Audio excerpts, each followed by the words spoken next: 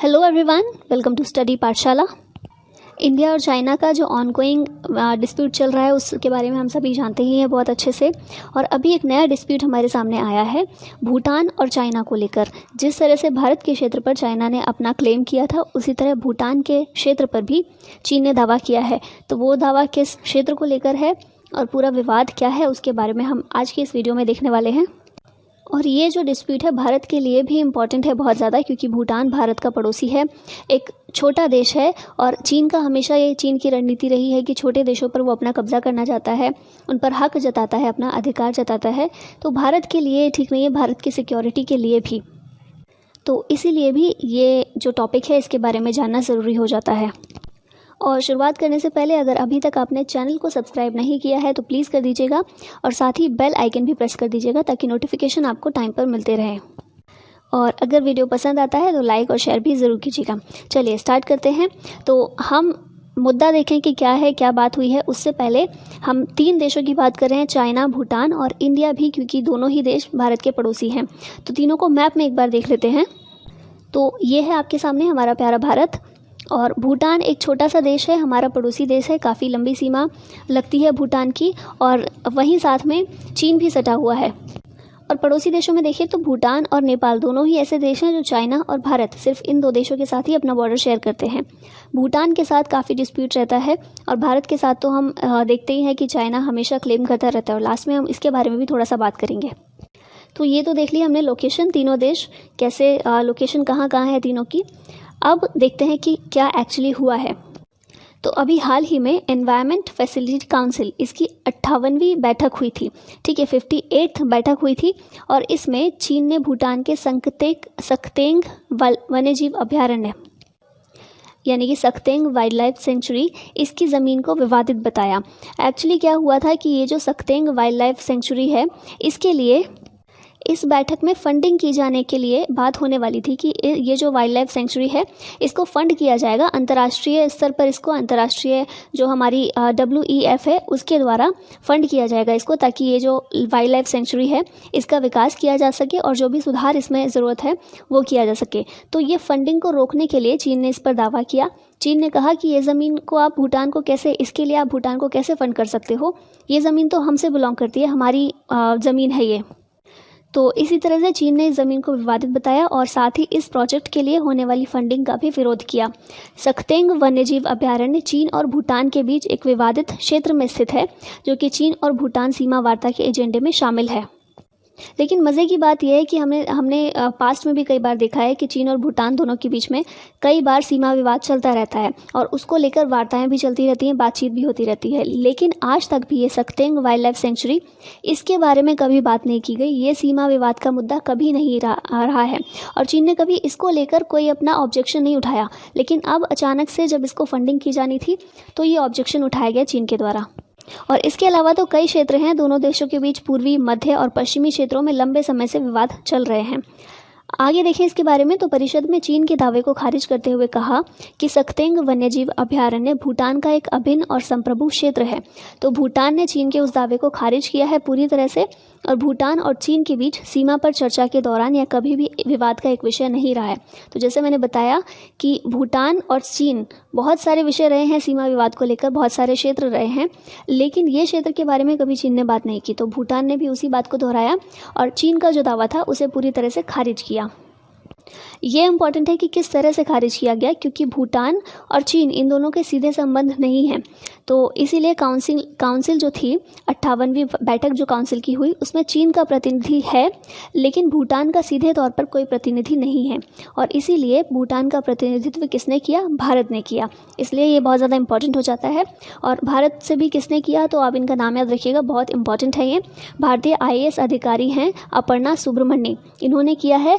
और ये world bank में बांग्लादेश, भूटान, भारत, मालदीव, नेपाल, श्रीलंका, इन सभी की प्रभारी हैं वर्ल्ड बैंक में। ठीक है, और इन्होंने ही भूटान का प्रतिनिधित्व किया है भारत की ओर से। और भूटान की जो बात थी उसे काउंसिल के सामने रखा है, बैठक के सामने रखा है कि भूटान चीन के उस दावे को खारिज करता है। सक्तेंग अभयारण्य, इसे पहले भी इस तरह के अनुदान मिलते रहे हैं। ठीक है, ये जो फंडिंग जो की जानी थी इस बैठक में, पहले भी ये फंडिंग कई बार की गई है। साल 2018-19 में मिट्टी का कटाव रोकने से जुड़े प्रोजेक्ट पर भी अनुदान मिला था। चीन ने उसका विरोध नहीं किया था, लेकिन अब अचानक से चीन ने इसका विरोध करना शुरू किया है। अभी थोड़ा और चीन और भूटान के संबंधों के बारे में देख लेते हैं। तो भूटान और तिब्बत के बीच पारस्परिक सांस्कृतिक धार्मिक संबंधों की एक लंबी परंपरा रही है तिब्बत और भूटान के बीच में। लेकिन इसके बावजूद भी चीन का एकमात्र पड़ोसी भूटान ही है जिसका चीन के साथ कोई भी राजनयिक संबंध नहीं है।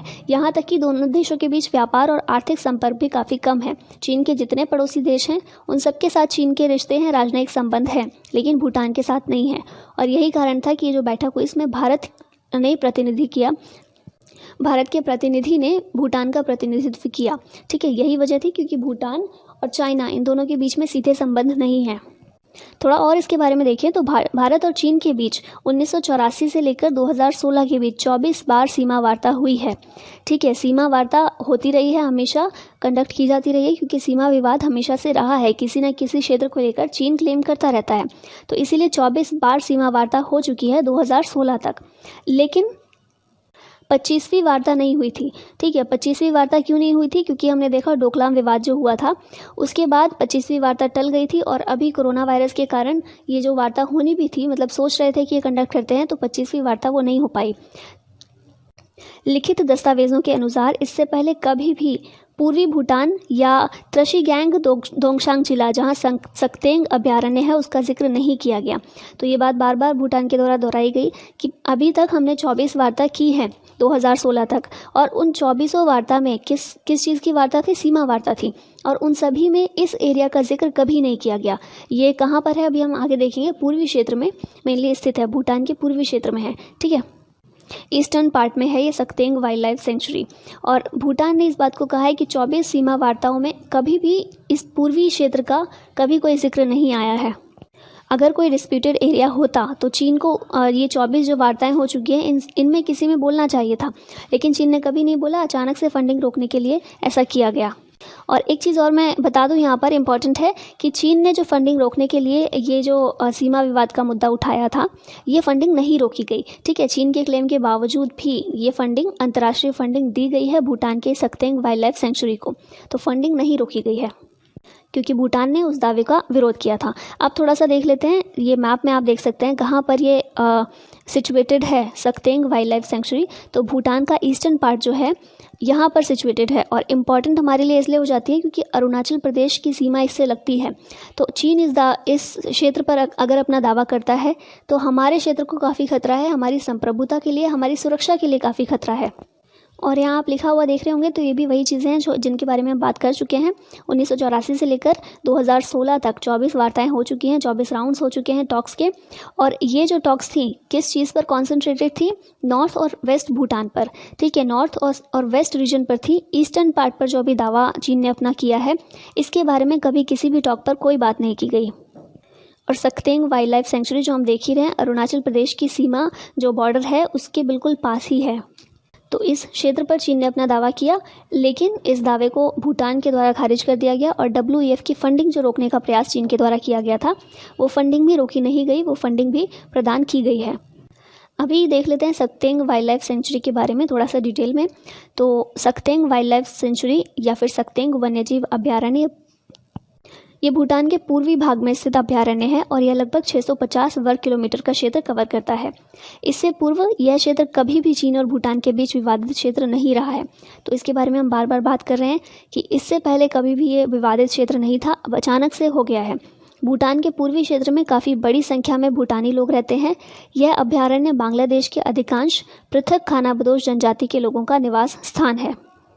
और सक्तेंग वाइल्ड लाइफ अभ्यारण्य अरुणाचल प्रदेश की सीमा से लगे भूटान के उत्तर पूर्वी क्षेत्र में, ये हमने देखा ही 650 वर्ग किलोमीटर में फैला हुआ है, और अरुणाचल प्रदेश की सीमा से लगा हुआ है। तो ये काफ़ी इंपॉर्टेंट हो जाता है इसीलिए। और कितनी पास है अरुणाचल प्रदेश से? तो अरुणाचल के सेला पास से करीब 17 किलोमीटर की दूरी पर ही स्थित है। यह अभ्यारण्य लाल पांडा, हिमालयन ब्लैक बियर और हिमालयन मोनाल तीतर जैसे दुर्लभ वन्यजीवों का घर है। ठीक है, तो ये था सक्तेंग वाइल्ड लाइफ सेंचुरी के बारे में, और इसीलिए इम्पॉर्टेंट है बहुत ज़्यादा क्योंकि अरुणाचल प्रदेश की सीमा से बहुत ही पास में ये सिचुएटेड है। अभी हम मैप में और थोड़ा अच्छे से देख लेते हैं इसको। तो सक्तेंग वाइल्ड लाइफ सेंचुरी ये आप देख सकते हैं, नेशनल पार्क भी है और वाइल्ड लाइफ सेंचुरी भी है और अरुणाचल प्रदेश की सीमा से काफ़ी पास है, सिर्फ 17 किलोमीटर दूर है। और आप एक चीज़ यहाँ पर ध्यान देंगे तो चाइना से देखिए काफ़ी दूर पड़ता है ये, लेकिन क्योंकि चाइना अरुणाचल प्रदेश के काफ़ी सारे क्षेत्र पर अपना दावा ठोकता है, इसीलिए वो भूटान के भी इस क्षेत्र पर अपना दावा कर रहा है। आप यहाँ पर भी देख सकते हैं और आपको क्लियर देख सकता है इस मैप में भी। अब नेक्स्ट जो हम मैप देख रहे हैं ये डोकलाम विवाद के बारे में हमने कुछ समय पहले देखा था, पिछले साल देखा था 2018-19 में चीन ने जो भूटान का डोकलाम प्लेटू है वहाँ पर भी अपना दावा किया था और इस दावे को खारिज भूटान के द्वारा किया गया था, भारत के द्वारा भूटान का साथ दिया गया था और इसी के चलते चीन और भारत की सेनाएं लगभग आमने सामने आ चुकी थी। और ये जो क्षेत्र था ये तो भूटान का था, लेकिन ये जो विवाद बढ़ गया था ये भारत और चीन के बीच में विवाद हो गया था और इसी के चलते 72 दिनों तक ये जो बॉर्डर पर डिस्प्यूट चला ये 72 दिनों तक रहा था और फिर लास्ट में इसको बातचीत के ज़रिए सॉल्व कर लिया गया था।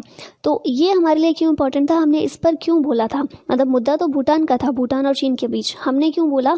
पहली बात तो भूटान हमारा पड़ोसी देश है, छोटा देश है काफ़ी, तो इसीलिए हमारी जो एक पॉलिसी है, आपने देखा होगा फॉरेन पॉलिसी में अगर उसके बारे में सुना हो, गुजराल डॉक्ट्रिन, और वो डॉक्ट्रिन ये कहती है कि भारत अपने सारे पड़ोसी देशों के लिए एक बिग ब्रदर की भूमिका निभाएगा, जब भी उन्हें ज़रूरत होगी तो भारत उनकी हेल्प करेगा। तो इसलिए भारत की वो डॉक्ट्रिन के हिसाब से फॉरेन पॉलिसी का वो एक हमारा सिद्धांत है, तो उसके अनुसार देखें तो भी ये बहुत ज़्यादा इंपॉर्टेंट था कि हम भूटान का साथ देते, क्योंकि एक छोटी कंट्री थी वो, उसे हेल्प की ज़रूरत थी और भारत एक अच्छे पड़ोसी होने के नाते भारत ने उसका सपोर्ट किया। दूसरा, भारत की सिक्योरिटी के लिए बहुत ज़्यादा ये इम्पॉर्टेंट है।